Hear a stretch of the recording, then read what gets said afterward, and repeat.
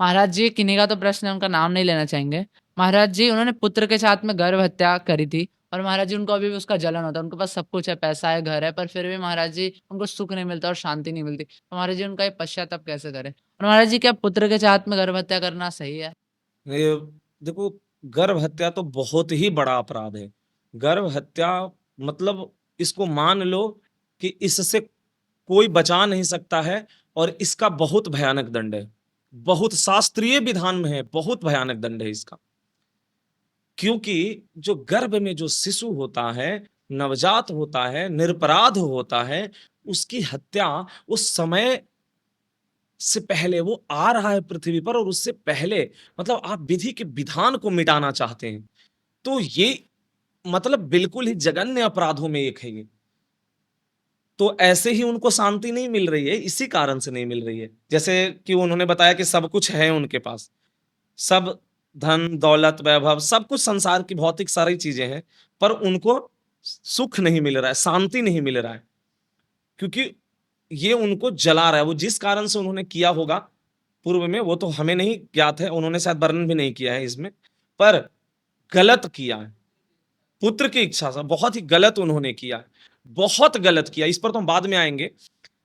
पहले तो ये कि इसका पश्चाताप अगर अब तो हो गया है, अब जो उनसे गलती पर, अब इसका पश्चाताप ये है कि ये सबसे पहले तो इसका एक ही उपाय जो है बचा सकता है, वो है भागवत जी का साप्ताहिक पाठ कराएं वो।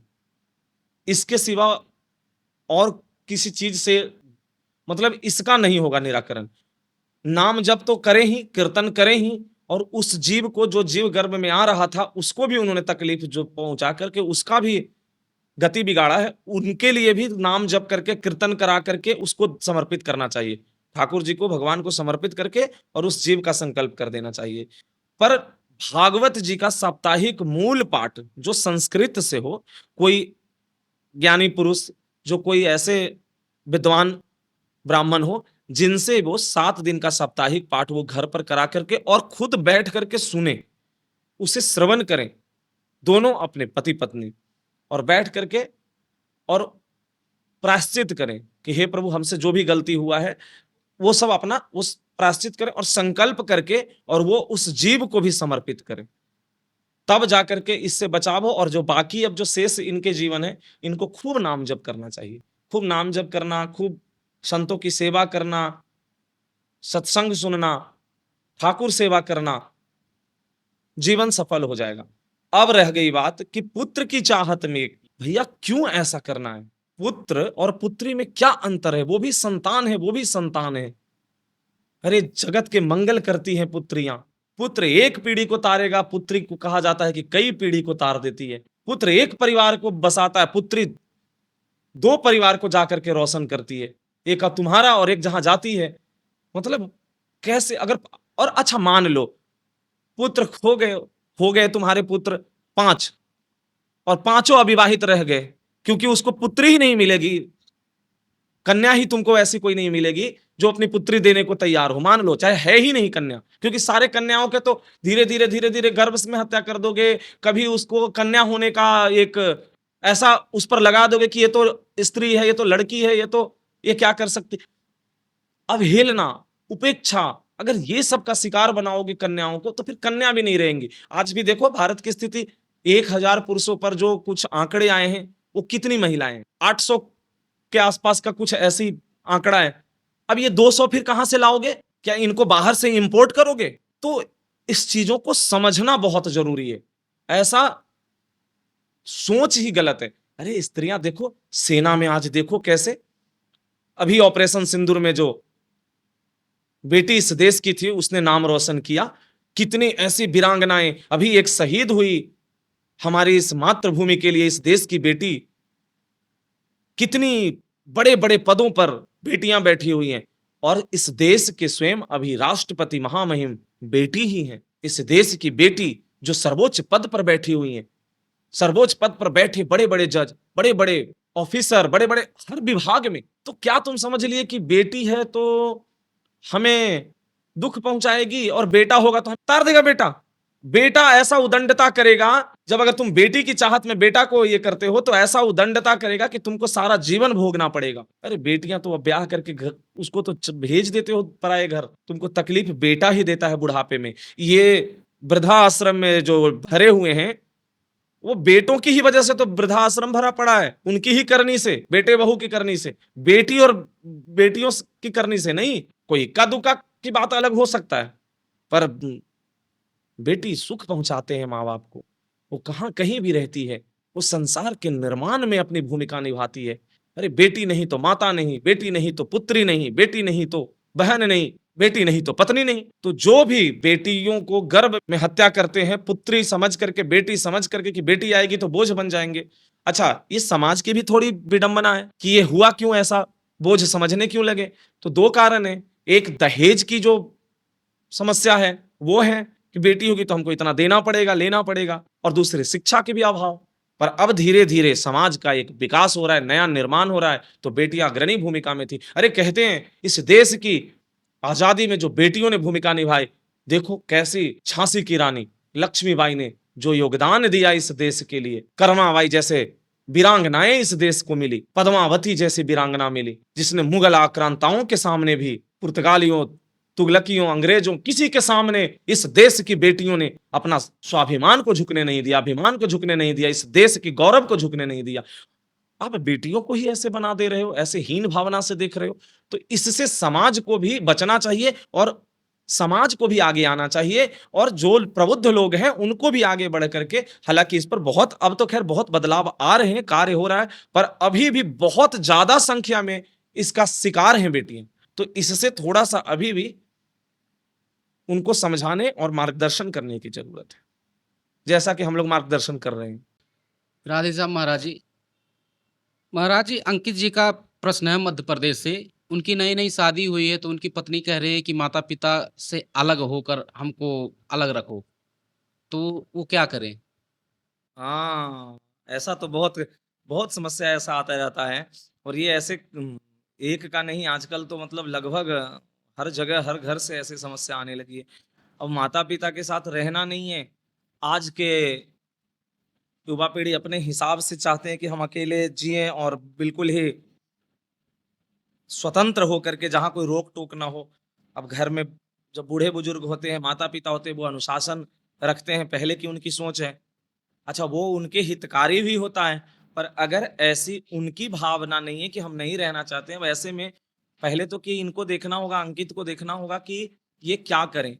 जो भी ये सज्जन है, इनको ये देखना पड़ेगा कि इनके माता पिता का स्थिति कैसा है। पहले तो अगर वो स्थिति ज्यादा उनका उम्र के पड़ाव पर है और वहां वो असमर्थ हैं अपने से सेवा करने में, कार्य करने में, तब तो इनको अपनी पत्नी को समझा करके, इनको पत्नी को भी प्यार से मनाएं। क्योंकि देखो यहाँ दोनों बात है, माता पिता जन्म दिए, पालन किए, कितना कष्ट और तकलीफ से माता 9 महीने पहले गर्भ में रखती है, और उसके बाद वो उसको जब वो पृथ्वी पर आता है, उसके बाद कैसे उसको एक, मतलब सोचो कि जैसे कहते हैं कि नवजात से उसको युवा अवस्था तक के पहुंचाती है, उसको हर कदम हर पल क्या खिलाना है, क्या पिलाना है, कैसे उसको कब स्नान कराना है, कब उसको सुलाना है, एक एक चीज, मल मूत्र गोद में माता के वो करता है बालक, और वो सब बर्दाश्त करके उसको पालन करती है, उसका जीवन का नव संचार करती है,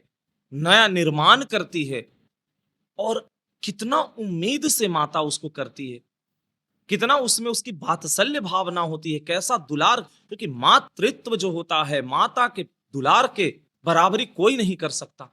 और उस माता को अगर कष्ट मिले, तब जब कोई एक पत्नी आती है बाद में, और वो उसके द्वारा या फिर तुम उसके प्रेरित करने से देते हो, तो वो कैसा, मतलब ये विभत्स है। इसको तो बिल्कुल ही, मतलब शास्त्र भी मतलब बहुत उसको, और ऐसे की कभी क्षमा भी नहीं होती। पर अब ये देखना है कि अलग रहने की बात है, तो इसमें क्या है कि देखो वो भी ब्याह करके आई है, वो भी अपना घर परिवार छोड़ करके आई है, अब उसकी भी बात माननी पड़ेगी, उसकी भी अनुकूलता प्रतिकूलता देखना पड़ेगा। तो वो अगर नहीं चाहती है रहना, अच्छा उसको अगर जबरदस्ती रखते हो, अगर समझाते हो और वो समझ जाती है तब तो ठीक है, नहीं समझती है और तुम्हारे दबाव से भी रहती है, तो फिर माता पिता को तकलीफ देगी। वो रोज घर में कलह होगा तो वो और गलत दिशा में चला जाएगा, मतलब वो और एक गलत बदल जाएगा स्वरूप उस घर का। तो ऐसे में अगर माता पिता स्वस्थ हैं, खुद से अभी कार्य कर रहे हैं, तो तुम पत्नी को लेकर अगर बाहर जहां भी नौकरी आदि करते हो वहां वो चाहती है रहना तो वहां रख सकते हो, और वहां से माता पिता को देख रेख करने के लिए, उनकी सेवा करने के लिए जो पैसे रुपए आदि हो उनकी वो तुम व्यवस्था करो और बीच बीच में आकर के उनकी देख रेख कर लिया करो।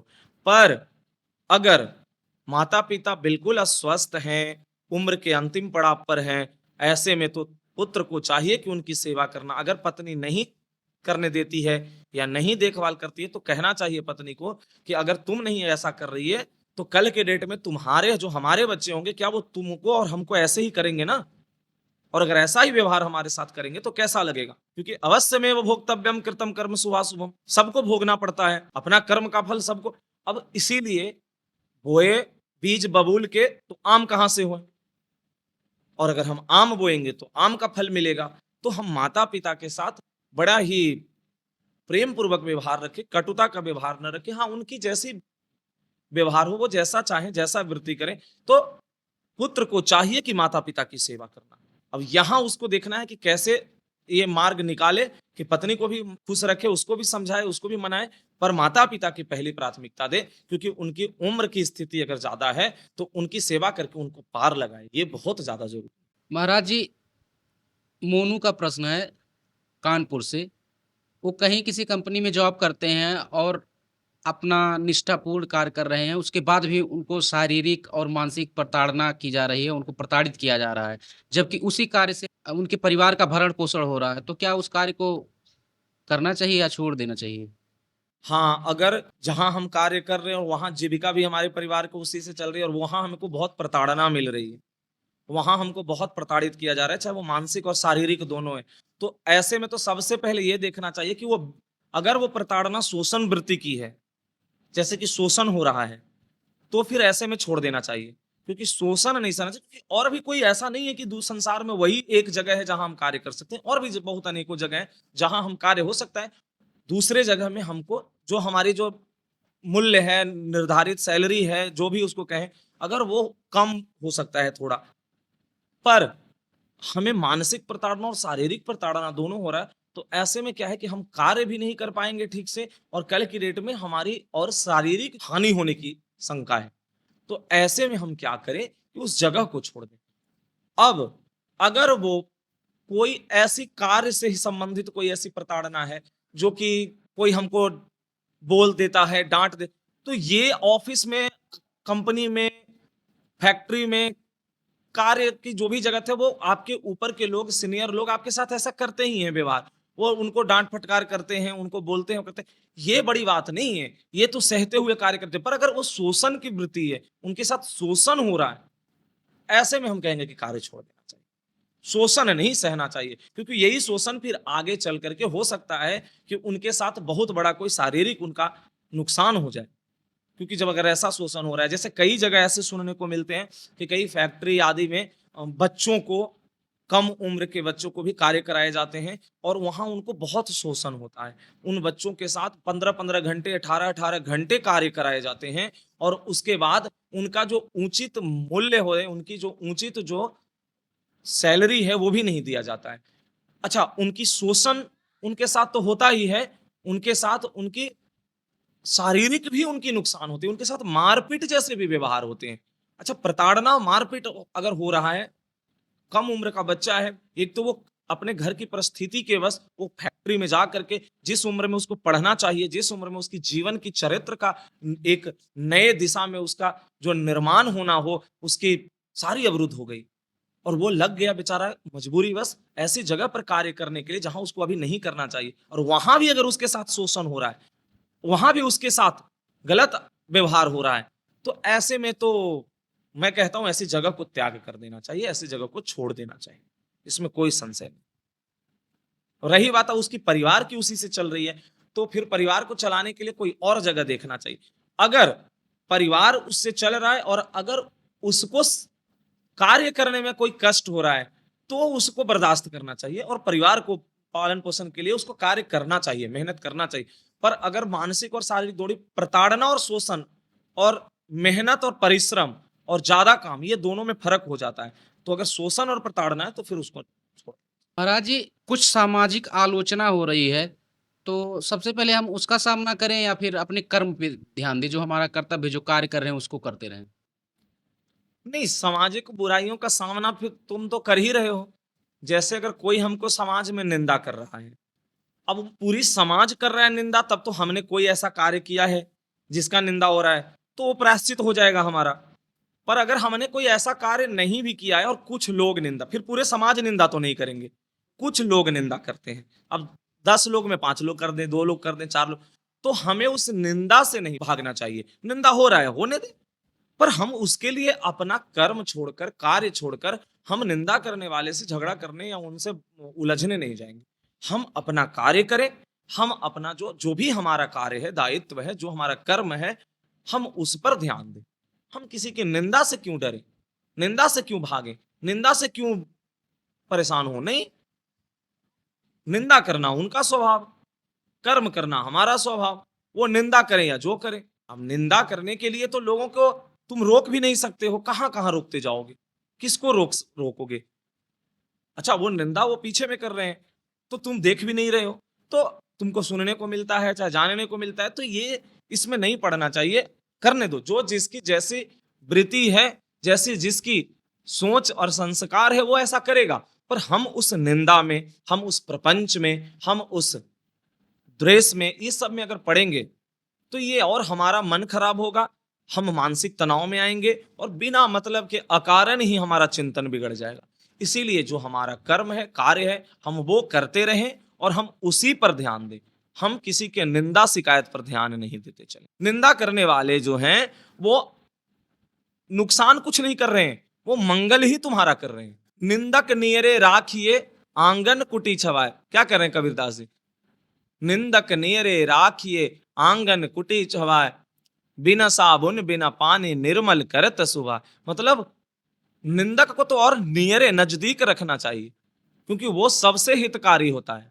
पर निंदा किए को आवत ना कछु हाथ, मूरख पर्वत पाप के ले चल अपने साथ। इसीलिए पर निंदा करने वाला तो हमेशा दूसरे की पाप बटोरता है, अपना पुण्य क्षय करता है।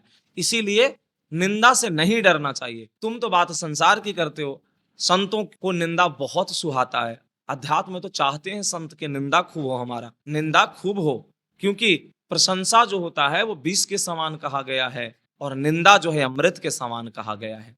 निंदा से नहीं भागना चाहिए। निंदा से ना तो विक्षेप अपने आप को ले, उसको करें, क्योंकि वो लेंगे तो विक्षेप होगा, चिंतन में उतारेंगे, हमारा मन खराब होगा और हमारा व्यक्तियों के प्रति नफरत की भाव आएगी। उससे हम उनके जैसा हम क्यों बने? इसीलिए इसे डरने की जरूरत नहीं है और इस पर इतना ध्यान देने की भी जरूरत है। अपना जो कर्म है, कार्य है, उस पर कार्य करते हैं। सामाजिक सेवा करते हैं और कहते हैं कि हम समाज सेवक हैं, और उसके नाम पर लोगों से पैसे ऐंठ लेते हैं अपना पेट भरने के लिए, तो ऐसे लोगों का शिकायत किया जाए या उन्हें छोड़ दिया जाए?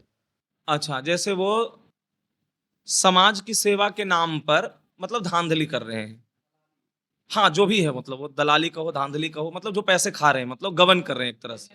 हाँ, तो ठीक है, अगर वो बहुत ज्यादा उनकी हाँ ठीक है। अब वो समाज सेवा वो अपने से कह रहे हैं, हमको उस पे जाना भी नहीं है और इस पे ज्यादा उस पर विचार भी नहीं करना कि वो क्या कर रहे हैं, नहीं कर रहे। अगर उन्होंने जो हमारा काम कार्य कराने के लिए जो उन्होंने रुपया पैसा मांगा और वो कार्य करा दिया, फिर हमको छोड़ देना चाहिए। बाकी सब भगवान देख रहे हैं, वो ले रहे हैं कि नहीं ले रहे हैं, वो कितना ले रहे हैं, ज्यादा ले रहे हैं, कम ले रहे हैं।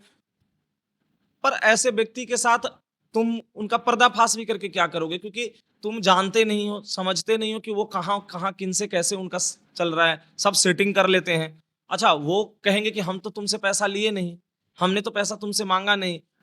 जिस कार्य के लिए उन्होंने तुम्हारा कार्य कराया, जहां पे ले जा करके जो कार्य किया, उसको तुमने पैसा दिया, अच्छा उनसे वो ले रहे हैं, तो इसमें हमारी कोई उसमें नहीं होनी चाहिए। वो ठीक है, वो जाने और वो जाने। अगर वो हमारी हित की भावना से, सेवा की भावना से अगर वो किए होते तो उनको लाभ मिलता। पर अगर वो रुपया पैसा कमाने के लिए, उसको रुपया पैसा ऐंठने के लिए वो हमको अगर, तो कोई बात नहीं। अगर हमारा कार्य हो गया और वो गलत तरीके से रुपया पैसा ऐंठ लिए, तो हमारा इसमें कुछ नहीं बिगड़ा, उन्होंने अपना कर्म बिगाड़ लिया। तो तो इसीलिए इस पर ज्यादा ध्यान देने की जरूरत नहीं है, इसमें उलझने की जरूरत नहीं है, क्योंकि हम उलझेंगे तो और ये चीजें उलझेगा और वो शायद इसके लिए उनको अच्छा ना लगे तो वो हमारा नुकसान पहुंचाने की कोशिश करेंगे, तो उसमें नहीं पड़ना चाहिए। हाँ, अगर यही कोई जैसे रिश्वत की बात हो गई, कोई गबन घोटाले की बात है, कोई और कहीं जो समाज के लिए हानि हो सकता है, देश के लिए हानि हो सकता है, राष्ट्र के लिए हानि हो सकता है, राष्ट्र की संपत्ति हानि हो सकती है, यहाँ पे फिर हम कानून का सहारा लें, यहाँ पे हमको उनको रिपोर्ट करके पर्दाफाश करना चाहिए।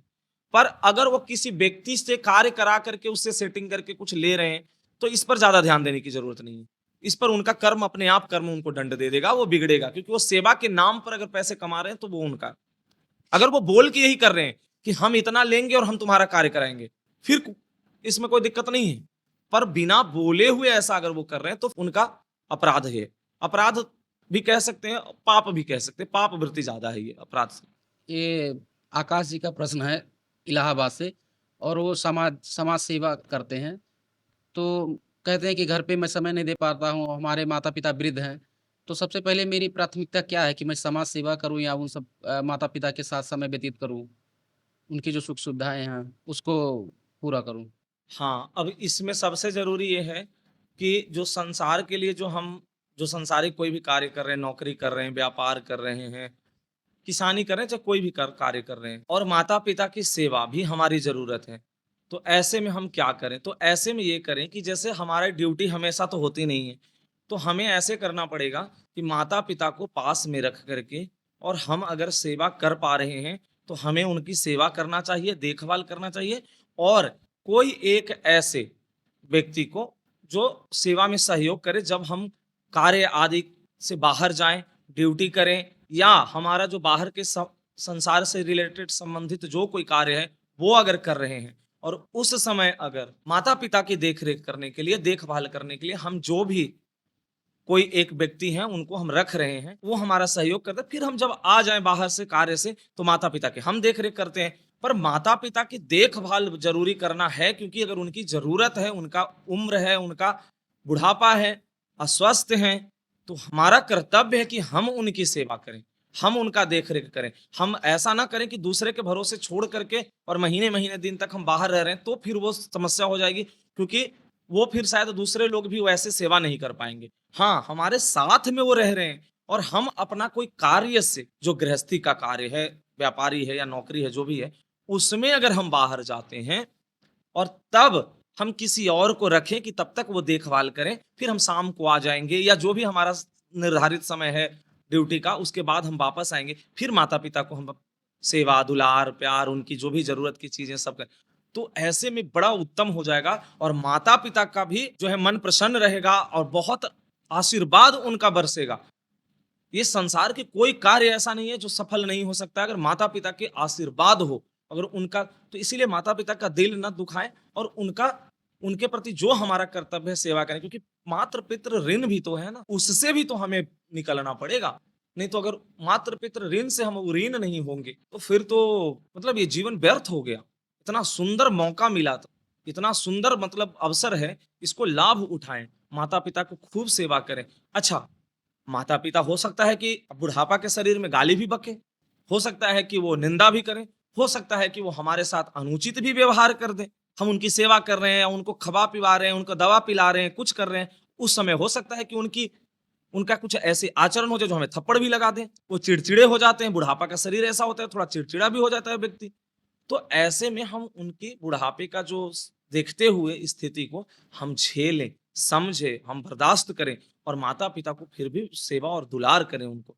अगर ऐसा कर गए तो समझो कि प्रभु को रिझा गए, समझो कि सबसे उत्तम सेवा बन गई, सबसे अच्छा बन गया माँ। अब रही बात कि माता पिता अगर अभी वो जवान हैं, अभी वो स्वयं सारे कार्य कर सकते हैं, उनको किसी की आवश्यकता नहीं है, तब आप बाहर में हैं, बाहर में नौकरी या जो भी आप व्यापार जो कर रहे हैं बाहर रह करके, तो आप करें, कोई दिक्कत नहीं। वो वहां जहां पे वो रह रहे हैं घर में, वो सब उनका व्यवस्था है, सब वो कर रहे हैं, तो उनको रुपया पैसे जरूरत जैसे हुआ, जो जरूरत के लिए मांगे वो उनको दे दिया कर, और उसके बाद उनकी बीच बीच में आकर देखभाल करते रहे। तो ये एक ऐसा परिस्थिति बनता है। पर जब अगर ज्यादा बुढ़ापा हो गया हो, वो मतलब अपने से स्वतः कुछ करने में असमर्थ हो, उनकी जरूरत है कि, तो फिर तो पुत्र से बढ़िया कोई नहीं है जो माता पिता को सेवा कर सकता। इसलिए माता पिता का सेवा का जो अवसर मिला है उसका लाभ उठाना चाहिए। महाराज जी, जीवन में कभी ऐसी स्थिति आती है कि धन संपत्ति अगर दांव पे लग जाए किसी कारणवश, जो कि मात्र एक वही विकल्प है कि धन संपत्ति को ही बेचकर उस चीज से मुक्त हो जा सकता है, तो क्या कर सकते हैं? उसको बेच देना चाहिए या फिर उस विपत्ति का सामना करना चाहिए?